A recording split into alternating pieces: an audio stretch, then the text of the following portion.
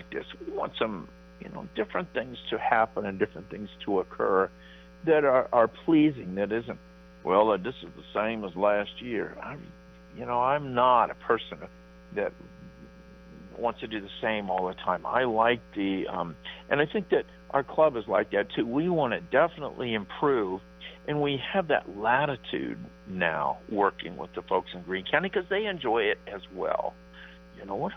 What's something new we could do? How can we maybe, I would like to say a wow factor, but even if it isn't a wow factor, if we collectively have new things to where people come next year and they're even more excited, and each year, the plan is each year is just something new, more improvement. I mean, look at what's going to happen this year. I mean, we got another building, and then the following year we'll have yet another new nice building built, and then working on mitigating that mud situation, getting some kind of more solid ground in place, if you will, for the flea market, because I love the flea market. I want to see it continue. I want to see it thrive, and it presents a wonderful variety between the old and the new. And when I looked at Hamvention last year, and I saw so many people, and they were spread out just nicely. I mean, people were moving from one interesting area to another, and they enjoyed the outside area, and we want to make that so even better. So, looking at the things that we can improve on. I mean, the forum rooms, they were a little noisy because of the air handling units. That'll be fixed. We are already going to get that fixed. And last year, our club, the Dayton Amateur Radio Association, we invested a significant amount of money to improve the infrastructure in those buildings. And now, the exciting thing for Greene County and the Expo Center is they can handle different events, bigger events, and Dayton is, in that Montgomery County area where Dayton was, I don't think they can keep up. So we are, I don't want to badmouth them, but because they're still partners with us in many ways. Well, we just have new opportunities. That's all. I'm sorry. Go ahead. You just have new opportunities. I mean, that's what it is. I mean, it's just new options and new partnerships. That's right, and that's what makes an organization better. Now, the other thing I'd like to talk a little bit about is hotels, motels, bed and breakfast, places to stay.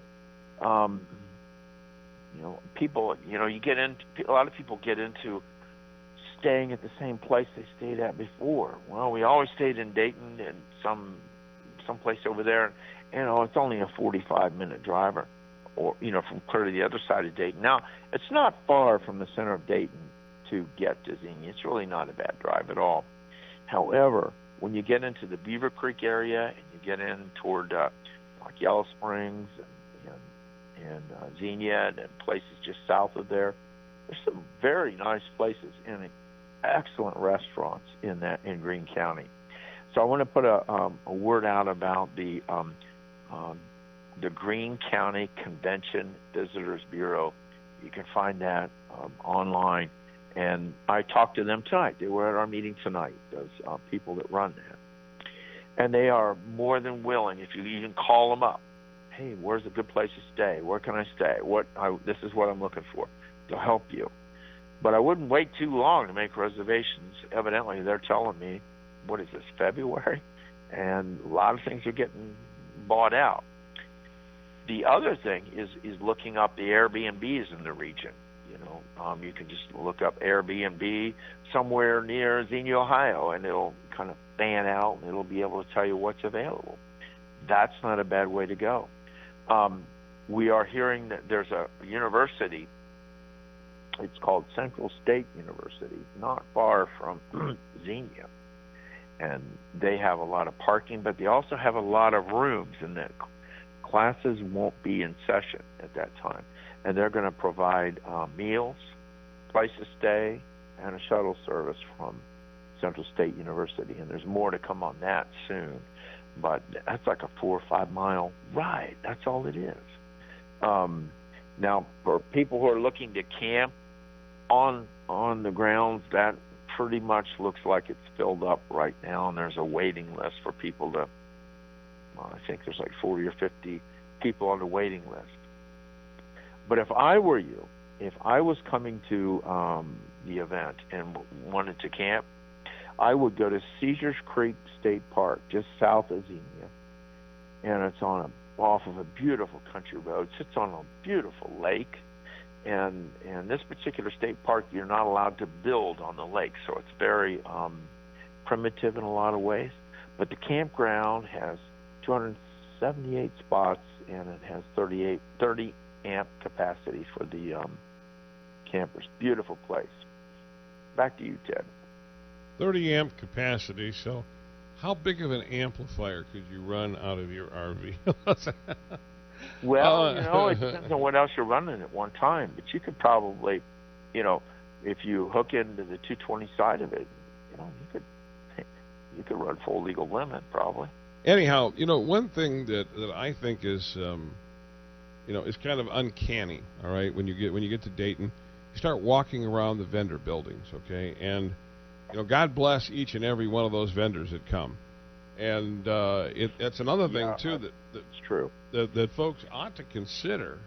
If you do have some kind of a product or something, this is where to go, because it can be a good business venture, a good investment to show up at Dayton and get a booth, and I say Dayton, Xenia, at Hamvention. I got to break myself of that habit. Anyways, to show up and display whatever it is that you do, because there's nothing like hands-on. And I'll tell you, I walk through those buildings and I see things that I didn't even know existed.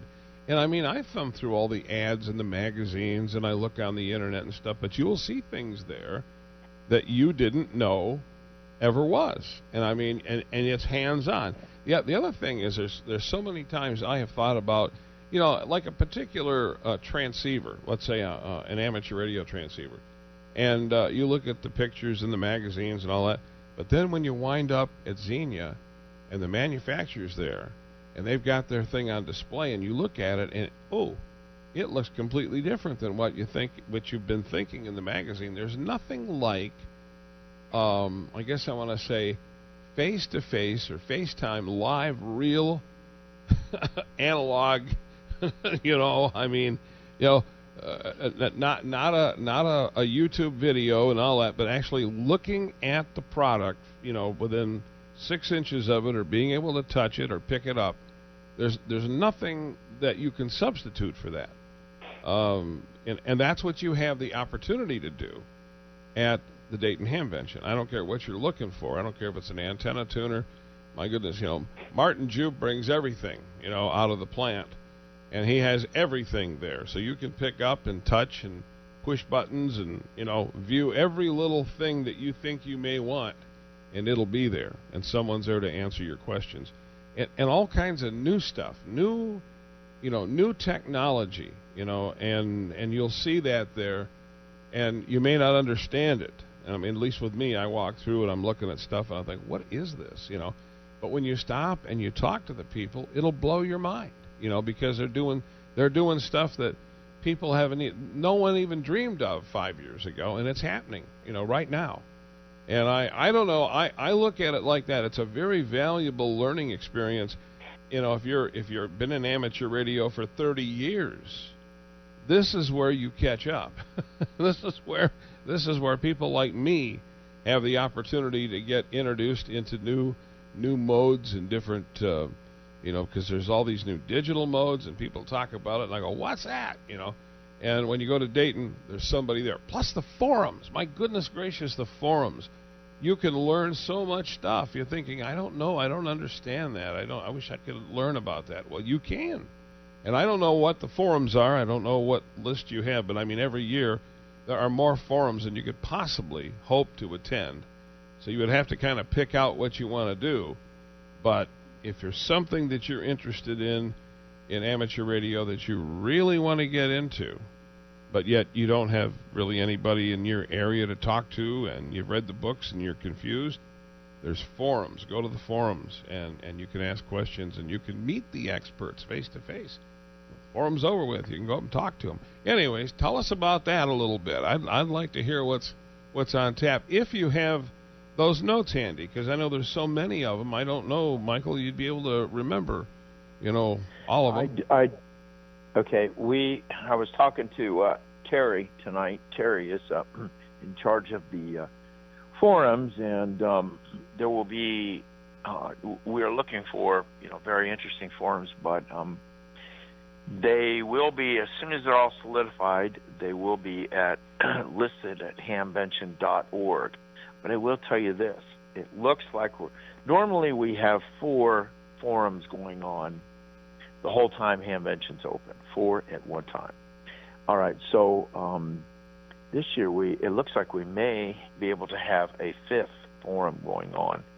So we may be adding yet one more forum, and the demand, we get swamped with people who want to give forums, and so I would, Ted, I'm not really ready to tell exactly which ones that we've got all planned, but they're going to be great. I know that. But it gives me an opportunity to tell you one of the things that we want to focus on, and we've asked our forum speakers to do this, is that our theme this year is simply amateur radio serving the community. And in light of the fires that we've had in the United States and the hurricanes that we've had, earthquakes and all the flooding, severe storms, tornadoes, that we decided it was really time to begin to refocus on how we as amateur radio operators really respond to an emergency. What is the latest thinking, and how do we really do that? For example, my friends in India, when we were trying to figure out what can we get you, they said, Michael, don't bring things that I got that are really heavy to carry, because when we go in there, we have to carry it on our backs for a while before they can get from one point of transportation to another. They said, sending big amplifiers and all that's not going to work. So the thinking is, and for the actual rescue people, the folks that are working on the ground there, they have to have a minimal ability to carry things, or they have a minimal ability to carry things. So then you have people like us, that we have to have good ears, have to be able to listen, and we have to understand good protocol. Who is actually going to relay back, and not 1,000 people that are trying to call back and as a large pile up. So those are the kinds of things that we're hoping will come of this, and even emergency communication vehicles. And how do we coordinate? We got so many great emergency vehicles in this country. How do we coordinate that? Who coordinates that? I mean, what if one of them has to be deployed? How are you ready to deploy? What does it take to deploy? And who makes that call? Those are, that's a big theme this year, a big concern for our club, and I think for amateur radios worldwide. What do you think, Ted? Well, I think that there has to be, I guess I want to kind of say a central focus on emergency communications, and you have to have a central theme, I think, that's serving the community. And a lot of folks get a little confused over this too. They think that, they see us hams, as if we're jumping in the middle of some really, really, horrible situations, and that's true. I mean, it really is. But then sometimes our emergency communication is when other forms of communication go down and other things have failed, we wind up doing something like Meals on Wheels delivery, taking water to people. It's really some basic things like that we're able to do because we have the communications to coordinate it. And even though those are very, very basic things, oh my God, are they needed? I mean, it's some elderly person is sitting at home and, man, they light up like a Christmas tree when somebody shows up with Meals on Wheels, and they haven't eaten, especially if they're to the point where that they can't necessarily prepare food for themselves and that sort of thing. But there's a ham radio service there that looks on the surface as being kind of trite, but it's not. And so sometimes the most simple jobs, the most simple assignments, have more meaning in the community than what you could possibly even imagine. I don't know. That's my that's my take on it. I think so. But tell me about. I know I saw some stuff about MCOM, and I know this is a focus on ham radio helping the community. Why don't you get into this a little bit as to what you feel is the forte of us guys and us gals as to what we're doing and how we can make a huge difference? Well, I think I'm certainly not an expert on this, but I just think that great minds can get together and think about this, and just I would say what we've done in the past, we kind of move it aside. My experience on HF is that when in an emergency is that you have, and I don't mean this to be offensive, but you've got hundreds of the lower power stations that are all kind of clamoring and trying to be heard, and then the guys that can run the full legal limit, that have good antennas, that are set up well, and have honed that down. Those are the people that can really relay information. And I'm not trying to be. Everybody wants to help, but at the same time, if you're the one making that connection to a relay station, and then figure out what is it you're going to do. Are you going to be able to stay with it, and understand what is the information you're going to carry, and how do you do that? And in my opinion, I think if we work together to understand what that protocol, not just a protocol for this country, but a protocol for world issues, because the world's getting smaller as we speak in terms of communication and dependency on each other. So I am not the deep thinker on this by any means, but I know that there are people that spend their time on it. But I would say to the people that do spend their time on it, kind of broaden your gaze to what can we do differently that might make more sense than what we've done in the past, and how can we be more to the community and to an emergency situation. Those are my thoughts, Ted. I mean, that's a bit of a ramble, but I've thought a lot about it. There are very few hobbies that can stick around for a century. But amateur radio is one of the growing survivors, with about 3 million currently active hams worldwide. Most of us know about the public service aspect of our hobby and how we can help neighbors by providing emergency communications. It works when nothing else does. But there's more to it than that. Hams are part of a worldwide community that spread goodwill with some of the nicest, smartest, and most interesting people that you'll ever meet. Of course, it's easy to interest people in ham radio, but then there's that pesky test. And for many, that's a big stop sign. Those technical questions might as well be a foreign language to a newcomer. And frankly, a lot of the teaching tools aren't very good.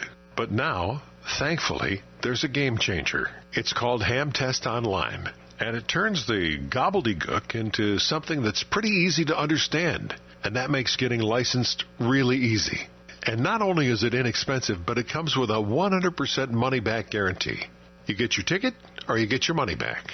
And in a recent independent study of new hams, 97% gave Ham Test Online 5 stars. So if you've been putting off getting your license, no problem. Maybe you're a technician wanting to upgrade to general or extra. No problem. Try it right now. The first 50 questions are free. Your success is guaranteed. Try it out right now. www.hamtestonline.com. That's www.hamtestonline.com. You'll be really glad you did. Folks, I want to talk to you for just a minute about the Maine Trading Company. The proprietor, Richard Lenore. But they've got everything you could possibly want. And just to name a few things, they've got wires and cables and antennas and amplifiers and antenna tuners and radios and handhelds and VHF, UHF, the whole deal. And if you're confused and you've got questions, pick up the phone and call and talk to Richard Lenore. You can't go wrong. These are people that you'll love to deal with. You'll make friends for life. The Main Trading Company in Paris, Texas. That's where you need to go. There are few geniuses in the world today, but one of them is Bob Greenberg, W2CYK. He invented RFinder. What this is an app for your cell phone. And of course, your cell phone knows where you are by means of GPS. When you go into a city or even your hometown and open up RFinder, it tells you every repeater in your immediate area. It gives you the split. It gives you the PL tone. It tells you whether it's on Echolink, IRLP, or DMR. All of it's there, all the information you need on RFinder. Go to rfinder.net. That's rfinder.net. If you've got a two-way radio in your car, you're a ham operator and a cell phone, you need RFinder. rfinder.net. Let me ask you this question about about our focus at Hamvention. How many different sort of, I guess I want to say, boy, this is a nebulous thing. How many different kinds of things do you see at Hamvention that are sectors of ham radio? Like, for example, let's just use for an example something that I'm just not into, and that's contesting. I don't know why. It just, to me, when the contests are on, my radio's off. Okay, that's just me. All right, but contesting is a big deal, to a lot of guys. And there's other things like you said, DXing is a big deal to a lot of people. Something some people just don't. That's just not their cup of tea, And some folks are heavy into data. Some folks are heavy into, I guess I want to say rag chewing, or just regular old, kick your shoes off and pour a cup of coffee and sit here and talk. How do those folks find their, I guess I want to say, niche at the Dayton Hamvention? Because I know there's varied interests, but how do they get plugged into the right area? Well, that's a good question. Let me, I can kind of begin to answer that. First off, you mentioned the contesters. Tim Duffy, K3LR, and I are very good friends. And I'm not a contester, but he runs Contest University on Thursdays. And he has a book that comes out, and he has a team of instructors, really high-quality instructors, and they meet at the Crown Plaza in Dayton, and they start off early, and they go all day on that Thursday, and they have banquets and meetings where all these contesters can meet, and they can hone in on what they like to do in a contest. And if you really look at the contesting, and I know it bothers people, like, well, what is that really about? I don't like that. I just want to rag chew.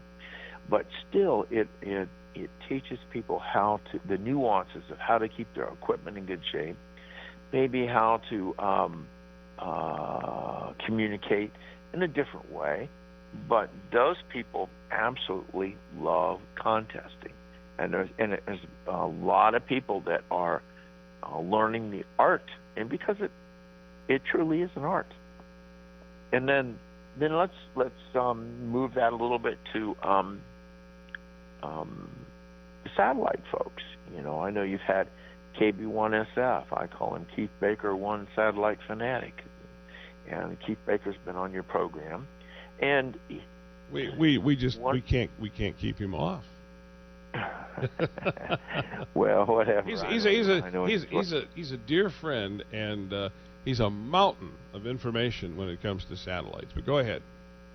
He is, but I think that those people, the AMSAT people, they have their off-site dinner, and they have a forum, I believe, and they have so much information at their booth.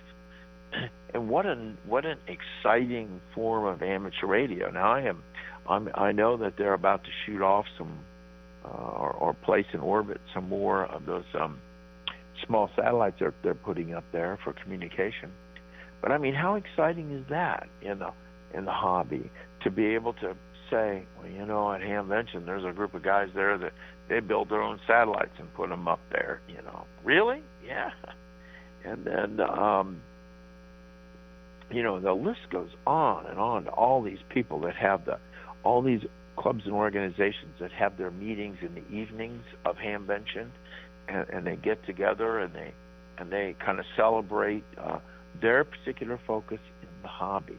And I guess I got on to some of the satellite guys in a nice way. I said, when Elon Musk shot off his that beautiful heavy Falcon rocket and put his car out there into space, why wasn't there some kind of a repeater on his car? How did we miss that? I mean, that's the excitement that we have in the world right now in that kind of communication. Well, let me ask you a question. Are there any balloon launches planned? Yes. Yes, there is, and you have to stay tuned to hamvention.org for that information of exactly when that's going to be. Yes, there will be a balloon launch. Or we can go up there and we can also talk about it on the radio and tell folks. So I think the balloon launches are cool. As we get closer, Ted, I will be able to unfold the times and things like that, but I don't want to give false information now. Well, I wanted to get involved with talking to you early on, and the reason why, and we're going to cover a subject here that it's almost a little bit humorous, but and the reason why is because there is a interconnect between hams. I don't know. It's like rumors move by means of osmosis somehow. I don't know how they do, but nonetheless they do. So let's talk about that. I mean, I realize that you guys got hit with, and I know when the venue moved, our email pots just filled right up. People saying, "Is there gonna be another Hamvention?" And at that time, I didn't have any contact with anybody, so I just started writing emails back saying, yes, there will be a 2017 Hamvention, And I'm thinking, biting my tongue, saying, I sure as hope it's going to be. But but you got to have faith. You got to think, would these guys allow this thing to just go by the wayside because of the inconvenience and loss of the venue? And then all of a sudden, here comes Xenia, and you guys had to move this whole thing, not having any clue as to how it was all going to work or fit together.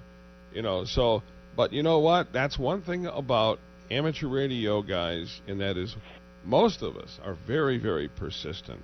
And, we take seriously the magic of the hobby, if we want to call it a hobby, but it's a fraternity. And we, if Art hears me say that, he shoots me. It's the magic of the fraternity of ham radio. And so that's really, that's the focus of keeping it going. So with that in mind, but nonetheless, there's rumors. Okay, rumors going around, and Keith was telling me a little bit about some of the stuff, and then I've had people, calling us on the QSO phone lines, the WTWW phone lines, and asking all kinds of crazy questions, and I scratched my head and I said, where does this stuff get started? So why don't you talk about that a little bit, dispel anything that you've heard that's just not going to happen? I actually, a lot of the rumors just amaze me and stun me where they came from. And you asked me what I do for Hamvention and DARA. Well, I am a board member. I am the chief financial officer for both DARA and the Hamvention. I'm also the official spokesperson and have been for many years for Hamvention. And in 2011 and 2012, I ran Hamvention, and I've been a member of the committees at Hamvention since 30 years almost, maybe not quite that long, but quite a few years, and have always been persistently involved. Now, unless you hear, if you hear a rumor, unless either myself or Ron Kramer, the general chairman, say that it's true or false. If somebody says something the way it's going to be and we say no, and that's not the way it's going to be. But that's why we have, particular people who speak for Hamvention. So we don't have a whole lot of excess outside people that maybe don't know all the inner workings of the organization.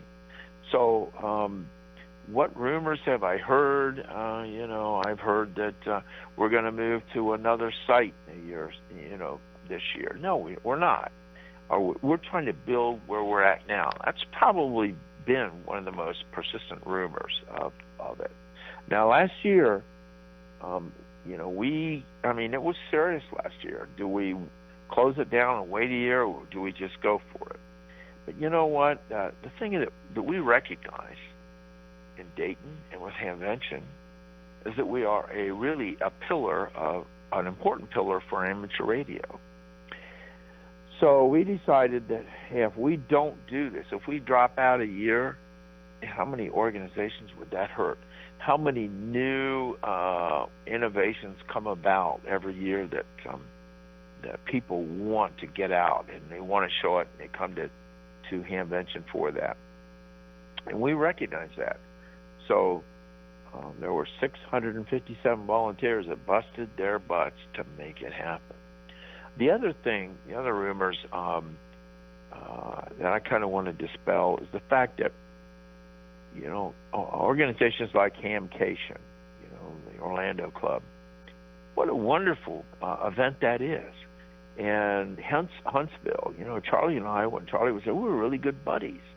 The folks in Friedrichshafen, Germany, I had the opportunity, even this year I was the speaker 3 different times, even had the opportunity to say some words at their opening ceremony. And in Tokyo, we are really developing a good relationship with people in Tokyo and that side of the world. But all the people that put on these big ham fests. We go to CPAC. I've talked to the general chairman up in from Michigan. We're not about us versus them. If Orlando is successful, if Huntsville's successful, if all these different ham radio events are successful, we're all going to be successful. We're not trying to be the biggest and toughest and put anybody out of business by any means. We want to support our friends that put on other events.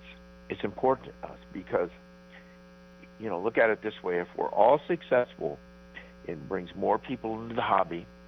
The vendors will have more money to spend on innovation and bringing in new things forward. So it is a real win-win. And then we get the opportunity to bring in more new hams. So we see that way. And I don't like the rumor that it's all about Hamvention's or Hamcation's catching up with you or this is a better event. I don't really care. Every event has their own special nuance. As a matter of fact, I just got an email from the general chairman this evening from Hamcation, and I was down there, had a great time, and we went to a banquet. We share lots of ideas. How can we be successful? That's a big rumor and out there that we don't all get along and it's like a big competition. Maybe to some small way, but the competition is, what are we going to do to be as good as this club? Boy, look at all the great things that Hamcation does. Look at all the great things that Huntsville does. HamCon, CPAC, all these wonderful places. Well, when we would be set up broadcasting in Dayton, and here would come Charlie Emerson. He'd come strolling in, and he'd sit down. Well, hello, Ted. How you doing? Are you coming to see us this year? And I would ask him. I'd say, because I'd see Charlie everywhere, but he was always at Dayton. He was at every Dayton that I can remember. That we were broadcasting. I found air checks here the other day of broadcasting Dayton. When was it? 2009 and prior. I found air checks where we had been on the air there. So he was there all the time. But I asked him one time, I said, why do you show up at a competing hamfest? Oh, he said, this is not a competing hamfest. He said, I come because I like it. I enjoy it. It's fun. And once again, like Alan Pitts said, for the fellowship and all that kind of thing, So wouldn't it be a shame? Wouldn't it be a shame if some of these hamfests failed? Wouldn't it be horrible? Because, if I were a retired person, I would love to go to I'd love to go to Hamvention, and then I'd love to go to Hamcation, and if I could afford it, I'd like to go, a few other places too. But we always went to Huntsville, and you're right, Charlie, who I think who ran one of the most successful Hamfests for its size and whatnot. He did not see any other Hamfest as being a contest. It was for fun, it was for fellowship, and that's why he went. And of course, now Charlie was good for radio because you could get him on the air, and then you could just simply, get up from your post and set your headphones down and go in the other room, make a sandwich, and come back, and Charlie's still talking. So we had a lot of fun with Charlie Emerson. Boy, I miss him. He was. Yeah, I do too. I have pictures of he and I together in different locations, and I treasure that. And as you mentioned Bob Heil. I mean, there's a guy that's a real pillar. I could go on and on. Tim Duffy with all the powerhouse stuff that he's doing now, and I got a chance to spend a lot of time with my friend Fred Lloyd, from QRZ down in Florida. There's a guy that's he's really pulled together, sort of the LinkedIn, if you will, or Facebook of amateur radio with QRZ. We had a very small hamfest here in Lebanon at that time, and we always went to it. They had an outdoor flea market, so I went, and I was getting a little tired, so I thought, well, I'm going to go over and sit down. And I looked across the table, and I said, boy, does that guy...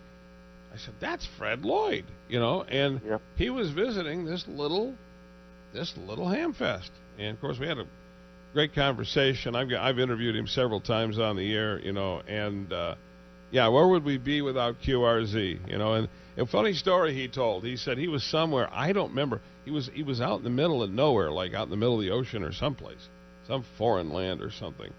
And he was listening to a couple guys talking, and they were speaking broken English or whatnot, and the one guy just popped up and said, well, I'm good on QRZ, and it kind of hit him, the magnitude of this thing he started. It's funny to hear him tell that. If you ever have a chance, encourage him to tell it. But I want to ask you a question now. I want to ask this. You're so involved in this, and so, you are so tuned in and, really dedicated to the cause of the Dayton, or the Xenia Hamvention. It's going to take me a while to break myself of that. But anyhow, my first Hamvention was 1976 that I can remember. Okay, and then I came in 77 and 78, and I came with friends, and one year we went and we toured the Voice of America because they were still broadcasting there at Bethany. And but I remember all of those years, in each one of those years, and I can't remember individual things, but each one of them had that same special flavor, the Dayton flavor, if you want to call it that, that you don't, it's just different than any other hamfest that you would attend. There's a different, there's a different feel in the air, with the people and everything. But I want to ask you this question, because folks are listening to Michael Coulter and they're hearing him talk and this intense interest he's got. Talk about your beginnings in ham radio. What got you started? What was the very first time you ever saw an amateur radio rig operate and you said, oh my God, I have to do this? I want to hear this oh my God story, okay? Well, I was a young kid. I had watched. I had been tuning up and down through as I mentioned, on shortwave. And But where did you get a shortwave radio, or how did that start? Okay, my father had a Zenith. Those old big Zeniths that would be. Remember the radios that would have a record player in it, and it would have play 45s and 78s, and then it had the 33 and the 32, and then it had that beautiful dial with all the different bands, and I'd go up and down that thing, and then I would hook up. Had a little place usually in the back where you could put the antenna. I tried everything. I'd go buy wire and run 1,000 feet of wire out just to see what that would do, or and did I ever hook it up to bed springs? Yeah, I tried everything, and very excited. I really wanted to meet some amateur radio operators. I thought, am I weird? Am I the only one around? And so I went up to the little store that I could ride my bicycle to, and it's called Alltronics. I'd go up there and just like, oh my God, look at all this cool radio stuff. Couldn't afford any of it, and then of course I had the probably like you, the Lafayette catalogs, the Allied radio catalogs. Oh my God, yes. And then I saved up enough money. I was wanting to buy a Heath kit, couldn't quite afford it. I bought a night kit. First radio I put together, just a simple night kit R55A receiver. I had that. It was really neat how you go through and you check each step, and you'd hope to God you soldered it, didn't have a bad soldering point. And that, I think it had two knobs. One was tuning, one was band spread, right next to each other, right. And like a slide rule dial. Right, and with all that string, you had to tie that string just right to get that dial to work. But and it was so neat when I finally, I think I got it done. I plugged it in. Doesn't happen. It's like, oh no! And I kept going and looking to see, and I found a soldering connection that had broken away, and I resoldered it, and then the thing started to come to life a little bit, and it was like, yeah, that was so great. But I so much enjoyed putting that thing together, and that I was in the lower part of the house in a workbench in the basement when I was a kid, and it was summertime. I wear shorts, and so I'd be soldering there, and I have all these scars from the solder dropping on my legs. Oh, ouch!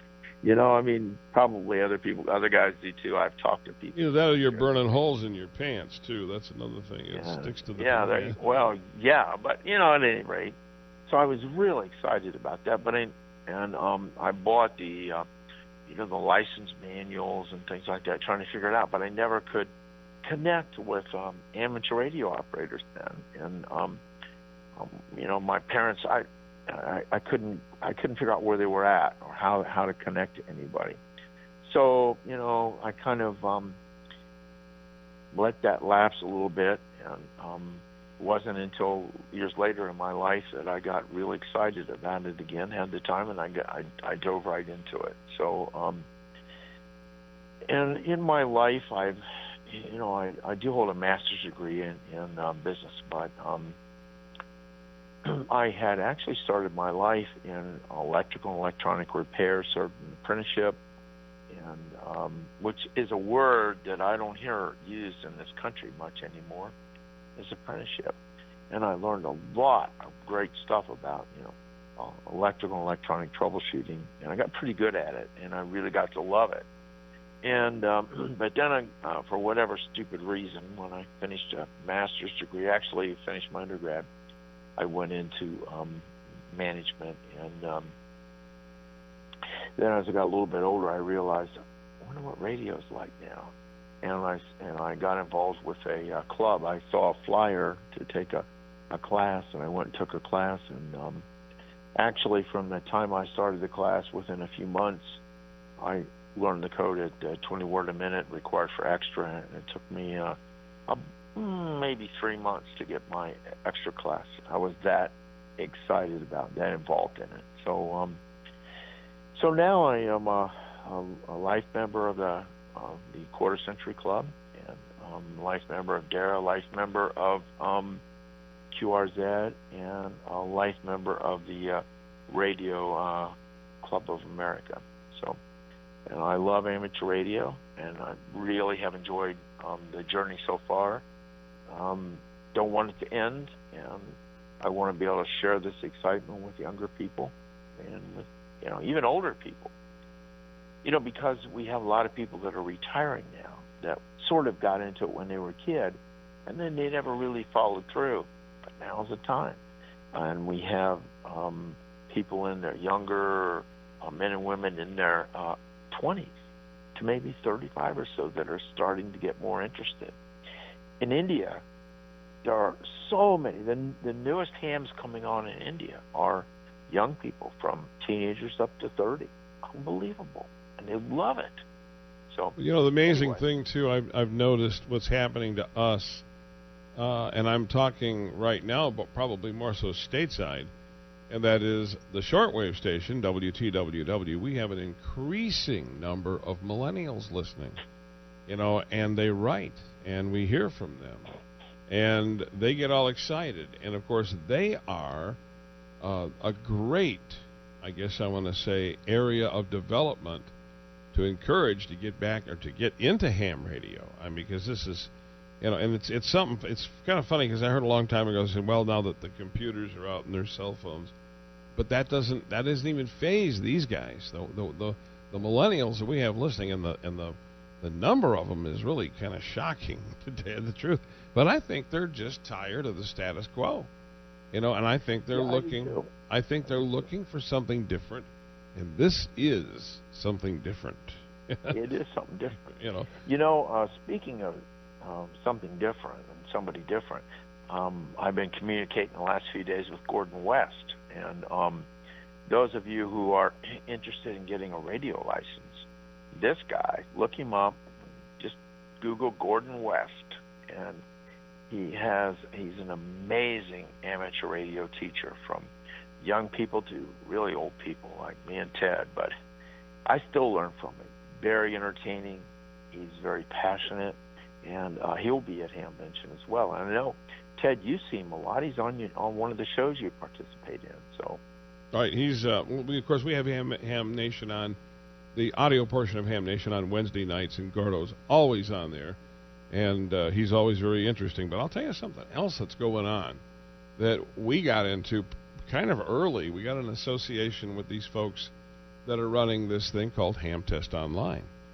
And at first when I heard about it, I really didn't know what to think. But now I've got friends of mine that have taken the test and have passed, and now have some knowledge that didn't really know how to put batteries in a flashlight. They were at that level. And at Hamvention, every year we must get 20, 30, sometimes as much as 40 people that come to the booth and say, hey, you all are the reason why and are at fault, for getting us into this hobby, and that always just makes us feel so good. But that's another thing, and I of course I tell folks, do the Ham Test Online thing, and then get Gordo's books to go with it, and there's no way you can fail. You just can't. There's no way. And people have a good time doing this. They really do. It's not the drudgery. I remember, and I will say this is kind of a funny story. I remember when we went in to do our testing years ago at the FCC office in Detroit. And if you passed the test, they would yell across the room. They would say, Ted. You'd raise your hand. You'd say, you have passed. And you got a grin on your face, But there was this other thing they did, which I never figured out, and I've talked to other people that went into other field offices, and they must have done it everywhere. Or actually, no, they wouldn't do that. They would call you up to the front. That's what it was, and they would tell you, Ted, you passed.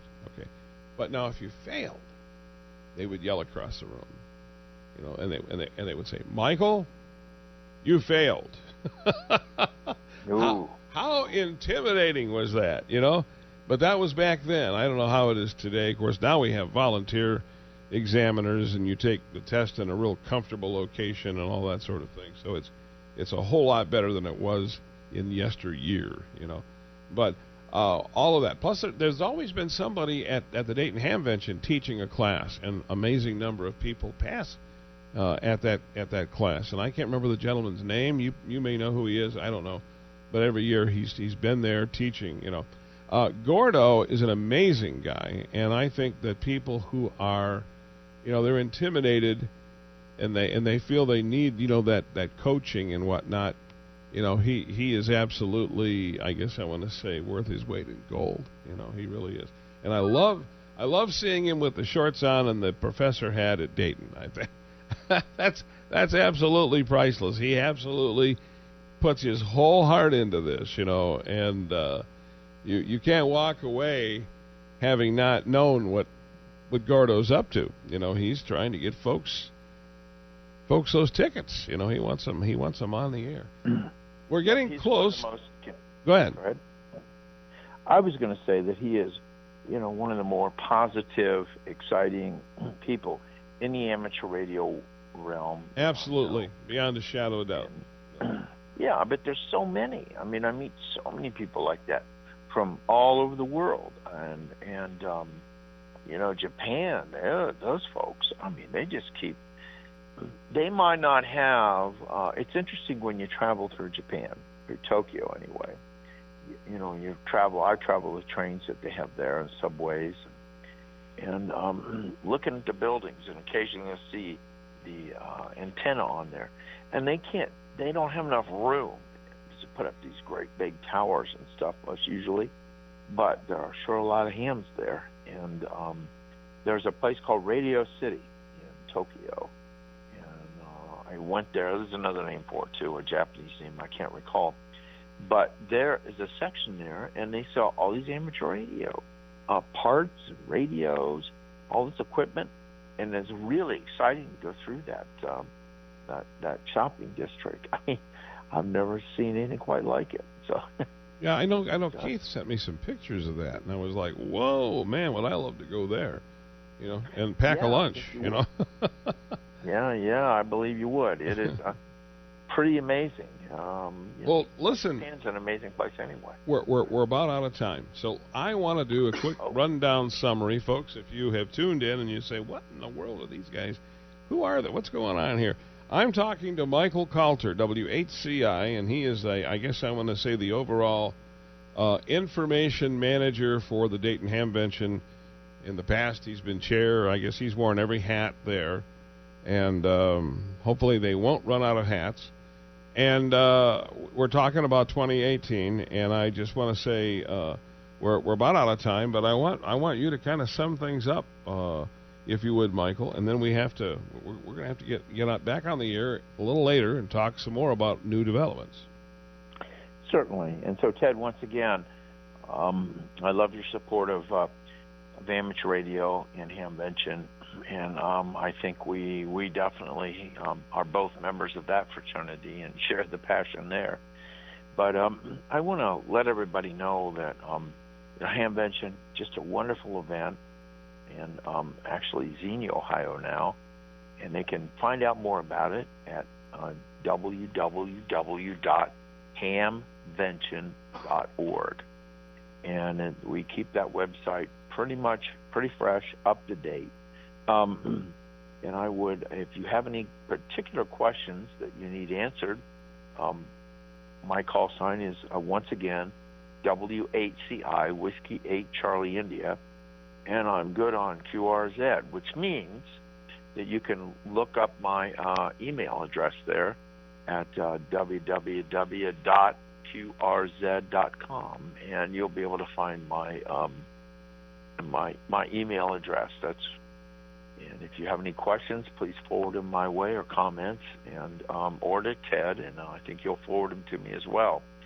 But if you have any ideas about you're going to come to Hamvention, and maybe you're in another part of the world. Maybe you need letters to get a visa. My friends in India and there were what's her Yamani, and her call is Victor United 2 Yankee Alpha Mike, and she sent me an email this morning, and she said, look, I want to bring my husband and my kids. I need the visa letters written, and we have already gotten those we have a way to do that. So if you are in another part of the world and you're interested and you need that visa for permission, we can definitely try to help you get there. But anyway, thank you for listening, and I hope that it was somewhat entertaining. I'm always entertained listening to Ted. So with that, Ted, I'll turn it back over to you. And thanks, everybody, from wherever you are listening. All righty. Well, that's been it's been a real good QSO. I really appreciate you coming on board, and I know a lot of folks that are tuned in that have gotten a lot of information, and and be listening, because Michael will come back and we'll do some updates and whatnot. So 73s, everyone. Thanks for listening. Joining us again next week, same time, same station. David, any final comments? Looking forward to them food vendors. He's looking to the food vendors. And he's the skinny one, too. This is not fair. So anyhow, thank you much, folks. 73s. Okay, now that that's over with, I want to get some quick, liner things from you. And I mean just off the wall, off the cuff kind of thing. Hi, this is Michael Coulter with the Dayton Hamvention, and we really want to see you, at the Xenia Hamvention. We really want to see you this year in Xenia. We've got exciting things coming up. Just and I'll incorporate that into some 60-second spots that will run throughout the day, because we run country music programming at night. We take phone calls from hams. We have the Saturday block and the Saturday night block, and we'll run all that during that time, which is Ham Nation and Amateur Radio Newsline and Hap Holly's Rain Report and all that stuff. So if you just come up with some little zingers just off the cuff, doesn't have to be anything at all. We'll edit if you fluff it. Don't worry, just do it again. So I think that'll make it sound really cool if we're doing a spot and I can just hit that and then come back in. I don't know if that makes any sense to you. Yep, it does. Okay. So I was on your mark, get set. Hello, everyone. This is Michael Coulter, Whiskey 8 Charlie India, amateur radio station W8CI. And I'm with the Dayton Hamvention, and I'm giving you a personal invitation to come to Xenia, Ohio. That's Xenia, Ohio, for the largest amateur radio gathering in the world. And if you're into shortwave listening, if you're into electronics, and you're even curious about amateur radio, please come to Dayton. You can find more information about our event at www.hamvention.org. Hello, everyone. This is Michael Coulter with Dayton Hamvention. And Hamvention is the largest gathering of amateur radio operators in the world. My call, once again, is Whiskey 8 Charlie India, W8CI. If you want information, you can go to hamvention.org, or you can go to www.qrz.com, and it'll tell you to type in my call sign, which is Whiskey 8 Charlie India. You can send me an email with a comment or a question, and we will get the right answer back to you.